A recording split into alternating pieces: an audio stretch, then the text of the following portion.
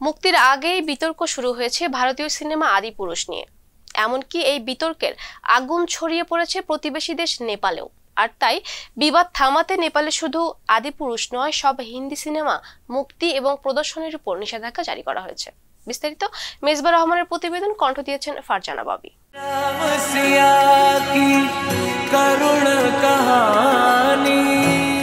নেপালে হিন্দি সিনেমা মুক্তি এবং প্রদর্শনের উপর নিষেধাজ্ঞা জারি করা হয়েছে। 18 জুন নেপালের রাজধানী কাঠমান্ডুর মেয়র বালেন শাহ তার টুইটার অ্যাকাউন্টে এক পোস্ট শেয়ার করে বিষয়টি নিশ্চিত করেছেন।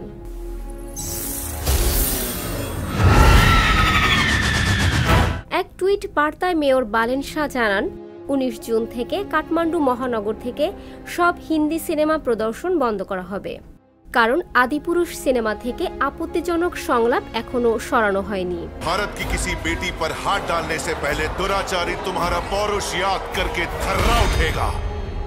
তিনি আরো বলেন, আমি 3 দিন আগেই সীতা মাতা ভারতের কন্যা এই সংলাপটা সরাতে বলেছিলাম। এই বিষয়ে 3 দিনের বিজ্ঞপ্তি জারি করেছিলাম। আদিপুরুষ সিনেমার এই সংলাপ না সরিয়ে প্রদর্শন করলে আমাদের রাষ্ট্রের আর সংস্কৃতির অপূরণীয় ক্ষতি হবে।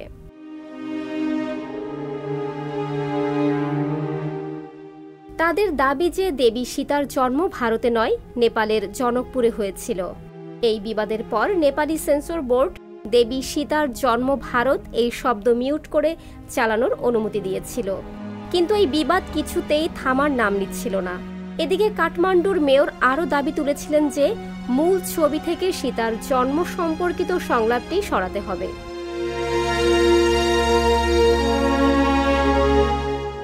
এদিকে আদিপুরুষ সিনেমার প্রথম ঝলক মুক্তির পর থেকে বিতর্ক শুরু হয়েছিল। এরপর থেকে বিতর্ক এই সিনেমার সঙ্গী হয়ে দাঁড়িয়েছে।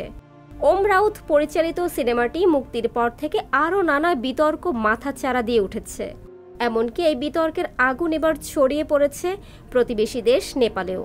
আর তাই বিবাদ থামাতে নেপালে শুধু আদিপুরুষ সিনেমা নয়, সব হিন্দি সিনেমা মুক্তি আর প্রদর্শনের উপর নিষেধাজ্ঞা জারি করা হয়েছে।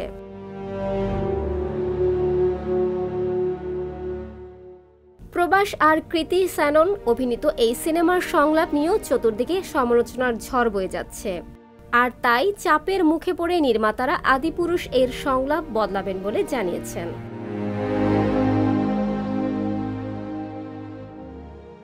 এদিকে আদিপুরুষ সিনেমার প্রদর্শন বন্ধ করার জন্য দিল্লি আদালতে FIR দায়ের করেছে হিন্দু সেনার দল।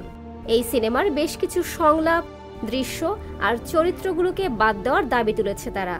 তবে মুক্তির পর বিশ্বব্যাপী এই সিনেমা 2 দিনেই 240 কোটি রুপি আয় করেছে।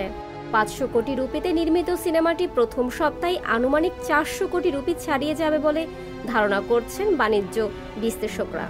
এর আগে প্রকাশিত বিভিন্ন প্রতিবেদন অনুসারে এবং বক্স অফিস তথ্য মতে মুক্তির আগেই বিভিন্ন রাইটস থেকে প্রায় 432 কোটি রুপি আয় করে নিয়েছে আদিপুরুষ।